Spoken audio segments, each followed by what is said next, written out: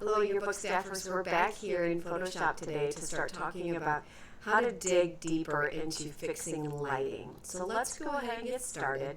Open up Photoshop if it's not already open. And let's practice opening photos from your RAW folder. Let's pretend that you've already uploaded and saved a lot of pictures in that RAW folder. So we're going to go to your files. You may need to navigate back to your home where you see all your folders. Remember, you have that raw photos folder.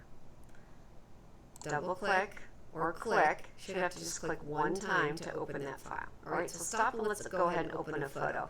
If you didn't have one in your raw photos folder, go ahead and open one.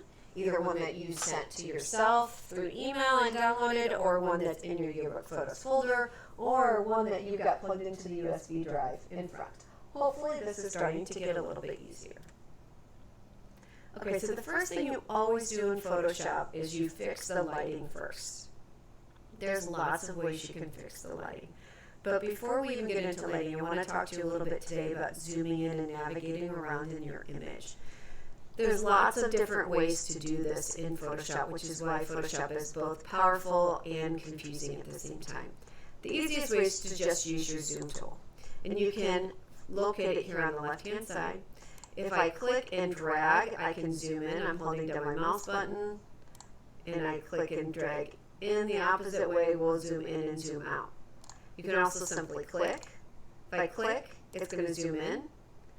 If I come up to my control bar, my options bar at the top, if I click the minus and then click, it's going to zoom out. Okay, so that's changing the settings. I can also use a keyboard shortcut when I've got it zoomed in. If I hold down my Alt key on my computer, it's going to turn that cursor to a little minus, and I can zoom out. Okay, so stop the video, just practice zooming in and zooming out for a minute. All right, with your image zoomed in, I want to show you how you navigate around in this. So once you're zoomed in, you have your scroll bars on the bottom and the right. And you also have the hand tool. That allows you to click and drag within the image. You can pull it around. If I want to, I can simply double click on the hand tool. Come on. There we go. And it will zoom me all the way out. Another way to zoom out, if I'm zoomed in, is I go up to the top and go to View, Fit on Screen. All right, so stop the video. Just try zooming in and zooming out a little bit. All right, fixing color in tone. Color in tone's a tricky one. Tone is especially difficult if you're working with images that are taken indoors with artificial lighting. This one's taking outside, so it's going to be a little bit better.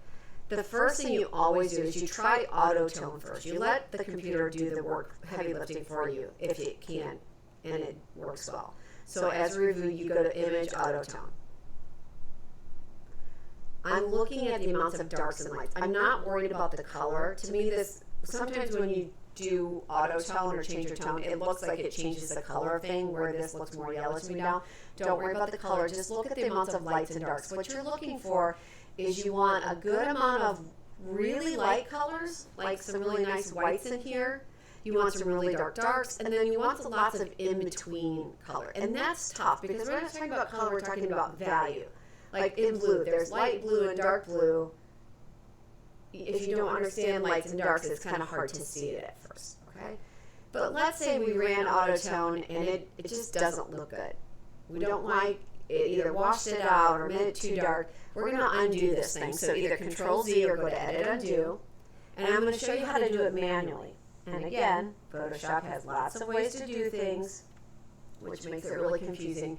And there's better ways than what I'm showing you now, but I'm showing you the kind of editing for dummies, right? And I say that with lots of love in my heart. We don't need to know every single bell and whistle. We just need to know how to make basic improvements.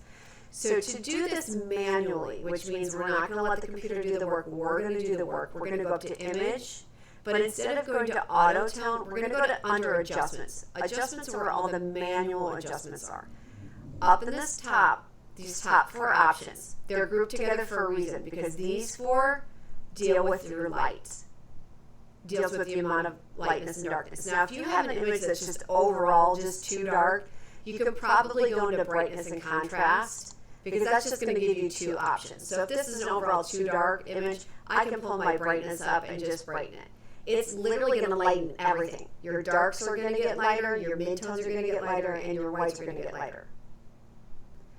Doesn't always work though. Sometimes your darks are fine, but your lights aren't, and so this doesn't fine tune it quite as much. So you can try the brightness. If you like it, you click OK. If not, you click cancel. Okay, so I want you to just try it, but then I want you to click cancel. Okay, so that's your brightness. Let's try the next one down. So we're going to go back to image adjustments. This time we're going to go to levels. Levels is my preferred choice because what it does is it's going to open up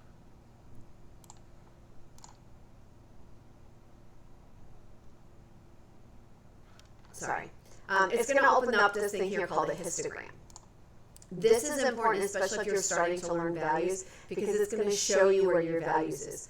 So this right here means darks, this means midtones or grays, and this means your lights or whites.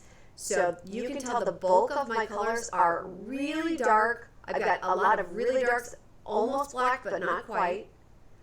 I don't have a lot of midtones. I don't have very many whites. I have a lot of values that are light. They're just on the side of mid gray. They're just a little light. So what we're trying to do is you try to even this out so you don't have a lot of peaks and valleys. Instead, it's like nice and even across, right? So the way you do that is you drag your sliders and make sure your preview is checked and so that you can see your image. So this is telling me I need to somehow fix so this is not so dark. The easiest way is to probably pull my midtones to the left a little bit and pull my whites to the little bit. Again, I'm seeing what it's looking like here. If I want to see before and after, I turn the preview off and on. Am I making it better or worse? Better or worse? Typically what you want to do is you want to bring in your tones so that they match. So if this was a more common photo, I would bring my whites until it meets the highest. But to me, I think that's too bright. Usually, and see how it moved the gray on its own. So if I move this, look, see how it's moving that mid? It's going to move it with it. Usually what you do is you move your black into the first peak it sees, into the white into the first peak. But to me, I think that's a bit extreme. I'm going to pull that back out a little bit. That looks a little bit better. And then click OK. So go ahead and stop the video and try the auto levels. Okay, now let's check it. Let's see if our histogram has leveled out. This is what I like to do. So then I'll go back up to my image adjustments again. I'm going to reopen levels. Now, my histogram should be a little bit more evened out. It's never going to be perfect, but now we should have, you see how this is still a little bit more even than it was before. We still have lots of peaks and values, but sometimes you can't control that. And the reason this photo does this more than maybe yours does is I have a lot of literal black chairs. And I have a very large white table. So that's why those are spiked, excuse me. Most of the time you don't have a lot of pure black and a lot of pure white in your images. You have lots of different ranges of value, darks and lights and midtones. This is pretty rare, okay? But we're just going to click cancel to that. All right, let's talk about undoing more than one step. We're going to open up a panel today. So we're going to go up to Window, and we're going to open up something called our History panel. The History panel, what it does is it's going to show you every step or up to 20 steps that you've taken. So if I look in here, the only thing I've done is levels. I can go back a step by simply click on the step, and I can go back and forth. If I have multiple steps, I can even go back to the very beginning, and it's just going to take me back to the beginning. Okay? So I just want to show you that. Let's go back to Open. So let's undo our levels using the History panel this time. All right, let's try one more way to fix this. We're going to go up to Image Adjustments. I'm going to be honest, guys, we're going to skip curves altogether. Curves is really, that's like next level advanced stuff.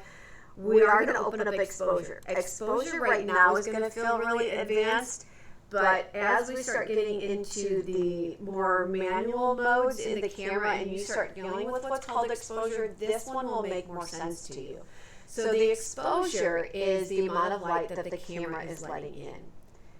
This is doing it after the fact. So the camera has already taken the photo, but what Photoshop does is that it takes its understanding of the camera and it's almost like going back in time before the photo was taken and changing the controls on the camera. It's not really doing that. We can't, the photo's already been taken, but it uses the language of the camera so photographers know. So your exposure is the amount of light, right? So if I take this slider to the right, it's as if the camera is letting the more light come in by opening up the lens on the camera more. So if I go to the right, it's just like the brightness, it's going to lighten everything. It's going to lighten your darks, your midtones, your whites, it's going to lighten everything. Offset has to do with that specifically, where, okay, I don't want to maybe increase the exposure on just the blacks or whites, okay? I typically, I'll be honest, guys, I don't really move the offset much. I usually just leave it. I also use gamma correction because that has to do also with your ISO, but we're just going to leave that right here. Most of the time, you're going to try exposure. I really only get into the exposure one if levels doesn't work. I'm talking maybe 5% of the time. So 95% of the time, you're going to use auto levels when auto tone doesn't work. Let me repeat that because I messed that up. You're going to use levels, image adjustment levels, 95% of the time when the auto tone doesn't work. Okay? So with one of those methods, either auto tone or adjustments, brightness and contrast, levels, or possibly exposure, I want you to fix the color of this. And I want you to make sure that it's saved in your edited photos folder. So let's double check it. We're going to go to File, Save As, Save on in the Creative Cloud. We're getting out of raw photos. I want to put this in my edited photos, and I'm going to call that lighting, and I'm going to put my name in there. I'm putting my name in there because I'm going to show you how to share these files with me in just a second, and your name is going to need to be in the file. Okay, so saving as, and hit save. Now let's share this document with me, and then we're done with this lesson for today. To share it, you're simply going to click the blue button that's in the top right. You're going to start to type my name, and then my avatar should pop up. You're just going to click on it and hit share. And then I will be able to see this photo. It will be shared with me. I can open it up in Photoshop. All right. Once you are done editing for light, you've shared it with me, make sure to go back to Google Classroom now and hit Mark as Done. And then you can go on to the next video lesson. Good job.